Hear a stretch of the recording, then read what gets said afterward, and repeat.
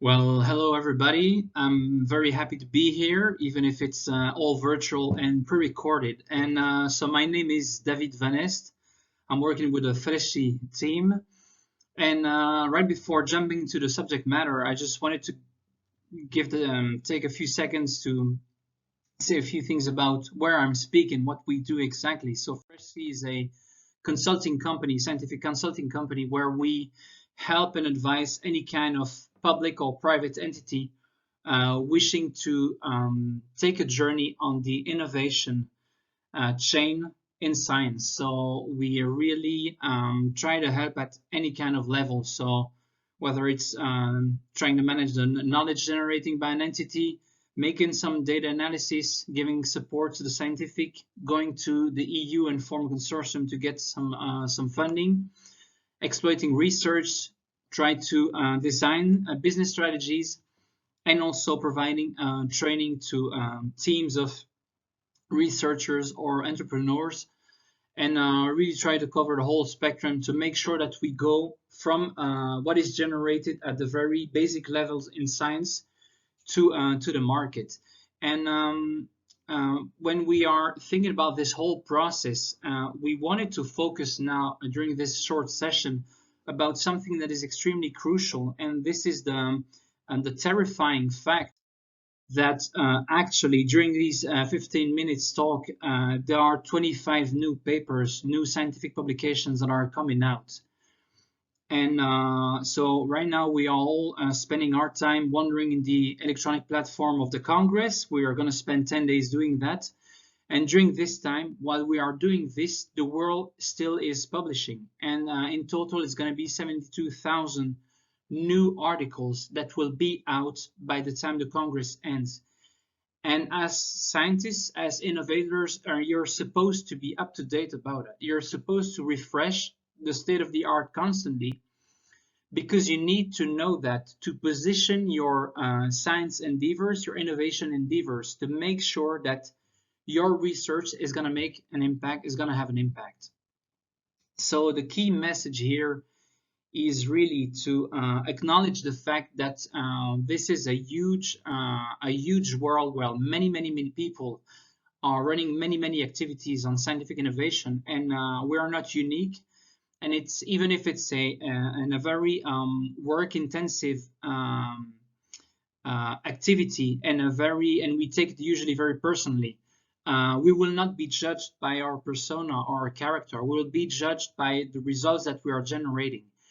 And so this is not about our ego. It's about what we generate, and what we generate is important or not, depending on a context and an environment. So what you do as a researcher, as an innovator, has an importance because of the context, and you have to be aware of that context.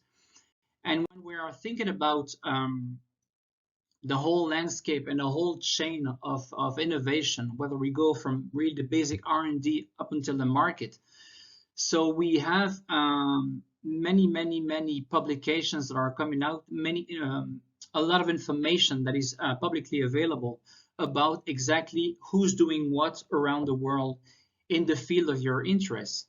So you can check for scientific publications if you're just doing the hardcore R&D part. You can check for patents. There are many different databases that are publicly available, and you can also have a look at the clinical trials that are running around, that have been run in the last years, and you can look for companies and products that are already available right now to the public. So you have to be aware of this huge amount of information to make sure that the work that you're performing, the scientific endeavors that you're going to take now, has a chance to have an impact. So when essentially what you're having is that in your field of interest, you have a kind of gigantic ocean of information, and you want to make sure that you have a right vision of the whole information, of the whole activities that are run around in your field, to make sure that you're going to design your science strategy in an effective manner.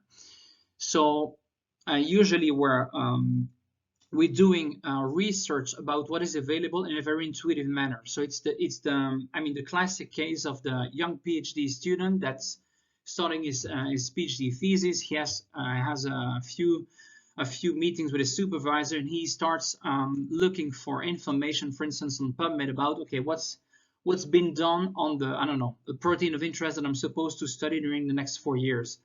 And usually this kind of research is made in an extremely intuitive manner with a couple of keywords.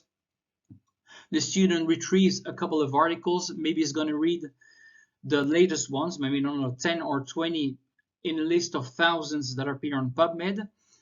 He kind of designs a state of the art. He has something in mind. Then you can try, the student is going to perform the first set of experiments. And to be able to be up to date, the student is going to run a couple of weeks or a couple of months later another search.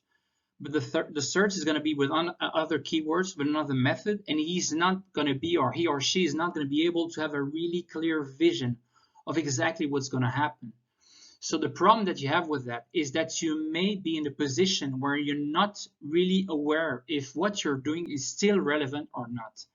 So what we want to point out here is that you should be scientific about the way you look for scientific literature. And this is doing systematic search. So a systematic search, and this is not any magic, this is something that is in the end quite simple. It's just a search that is going to be structured. So you have to think about a strategy of searching. You have to plan it. You have to document it. And this is probably the most important part. You have to know what you perform to retrieve the list of papers, of publications that you will go through. And all of this should make your search reproducible. So after a couple of months, if you perform a new search with the same method, you should be able to see how your field has evolved, right? So basically, you're in front of a huge ocean with tons of activities, tons of people working, tons of people publishing. This is not an heterogeneous field. The activities are not heterogeneously disposed and spread around the field. And what you're going to do with your searching method is you're going to design in the end a fishing net. So you're going to design the size of your fishing net. So you want your fishing net not to be too big. So you don't want to retrieve thousands and thousands of publications because you're not going to be able to run through all of that. And you don't want either your fishing net to be too small because you're going to have a very narrow-minded vision of your topic and your field of interest. And you're going to design the size of that fishing net, but you're also designing the position of that fishing net. So you're going to put your fishing net at some parts of the field, some subtopics of the field to have a vision of that part. And you're going to come around different situations. So you're going to come around with situations where you will see that there is a lot of activity. So that you're in an abundant zone where there are lots of people publishing.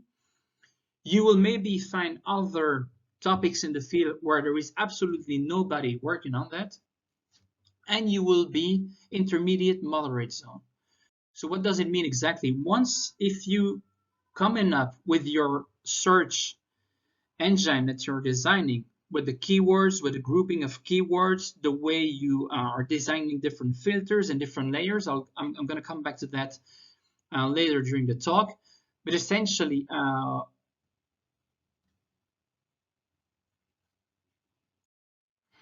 if you're coming to an abundance zone, so first you have to make sure that you're not getting any false positives and that your design strategy is correct.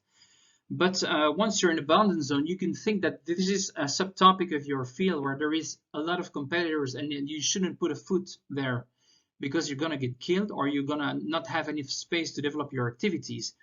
But also this kind of abundance zone may also mean that there's a lot of interest and maybe it's good for you to be there because it's the promising subtopic of your field. So once you've identified a subtopic of your field, I don't know, if you're interested in Alzheimer, you're looking for the literature on a specific type of therapeutic approach using some types of cell replacement.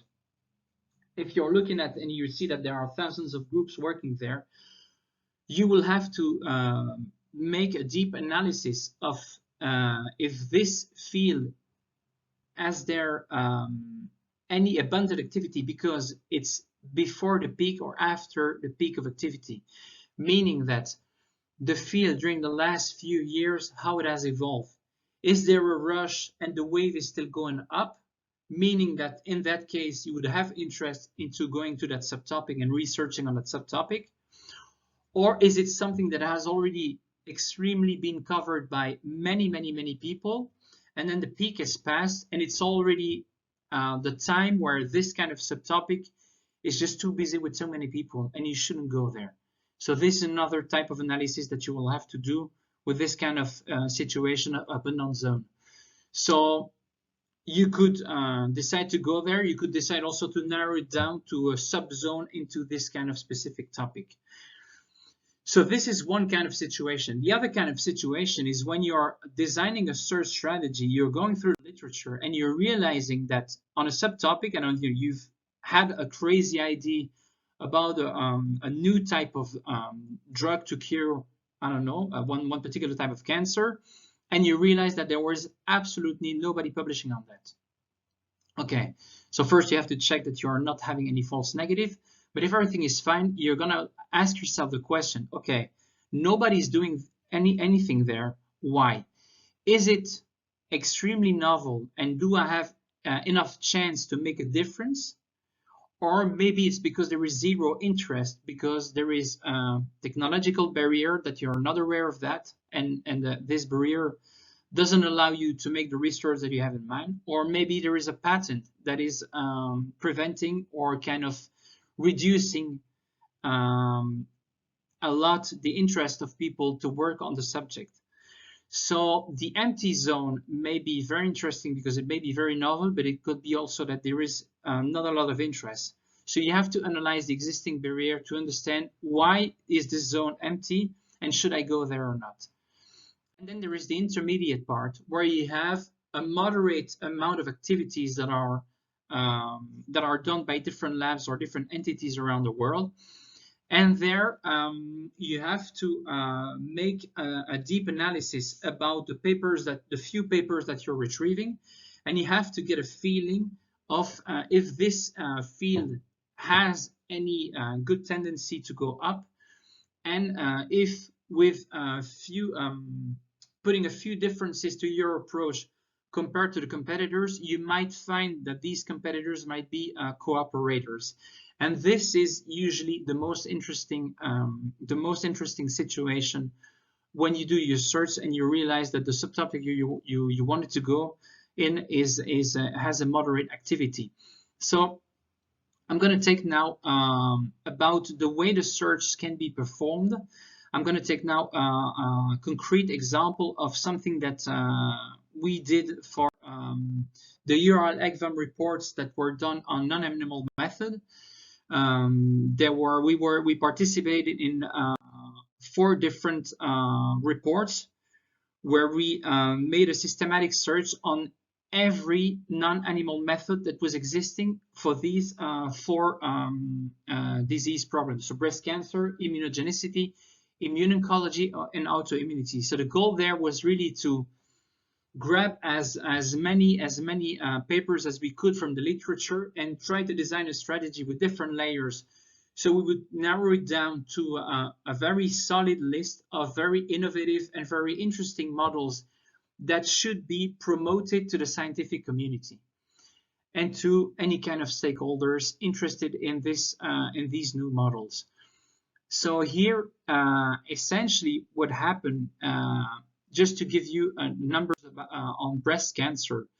So the strategy that we designed, I'm going to get back to that a bit later about exactly what was done, but the strategy is designed in different layers. So you apply, it's an iterative process where you search for papers, then within these new lists, you make a new search to refine, then a new search to refine, and so you applying different filters, and at the end, you're going down from a first search where you're just retrieving 120,000 papers, and you narrow it down to 1,000 papers, which is a list that you can more or less manage to analyze if you have a good team of people. I mean, you're going from 120,000 papers, which is something that absolutely no team of a human could embrace and read.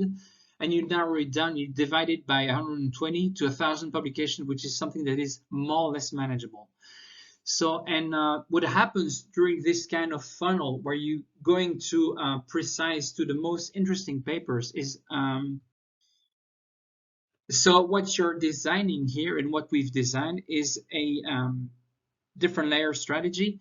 So mainly the first approach was to use inclusion keywords. So it's a first step where you have to design a couple of keywords that you have to define, that you may have to group or not. And this is something that takes time to really find the right keywords that is really representative of the field, with the right spelling and so on, to avoid missing any papers. So here, on this first layer, you want to embrace as many papers as you can. So you're not excluding anything. So you have a huge list. Then what you can apply is the B strategy, where you're just applying, in addition to the inclusion keywords, you adding some exclusion keywords, so things that you don't want in the paper, or you want to add a score to these negative keywords, let's say, that will allow you to put a score to the paper. So you not just have a huge list of papers, now you have a ranking of papers, because the papers are ranked depending on the kind of positive and negative keywords that have a certain score number. So each paper has a score and has a place and a ranking. So now you know what are, you have a short list of paper, and you know what are the top interesting ones and the ones that are at the bottom that you should maybe forget about. Then you can work on this strategy in an iterative manner, and you can start also applying some standby strategy. So it's the D strategy right here, where you're just also reanalyzing these papers using a method to see if there are some redundancy between the papers. So in this case, we were looking only for highly innovative, the most innovative models existing. So using this method, we were kind of putting on the side or on standby the papers that were repeating themselves, because most of the time, I mean, when something goes standard, many scientists use the same standard.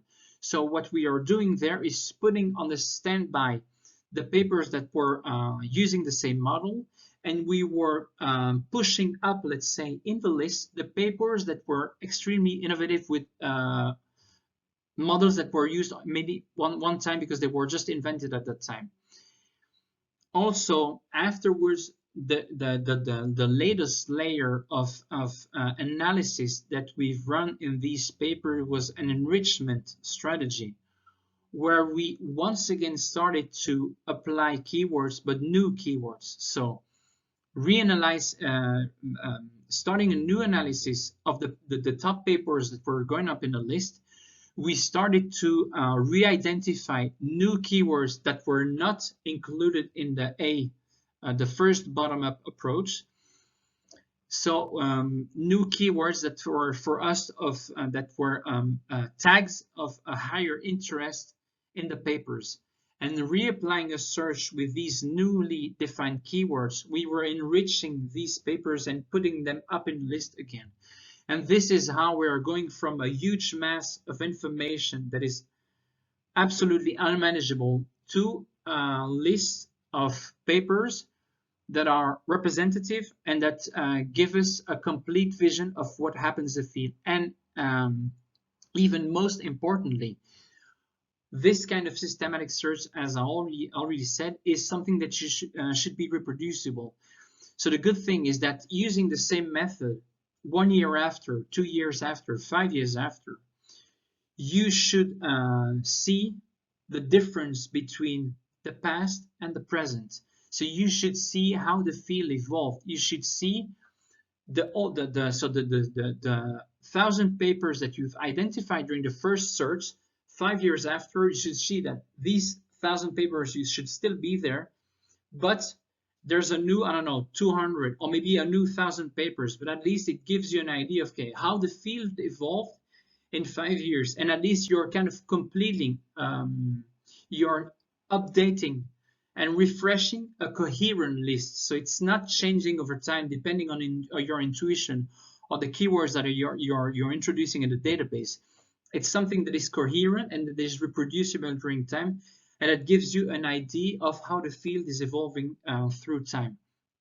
So this is absolutely crucial. You have to make sure that you're not reinventing the wheel.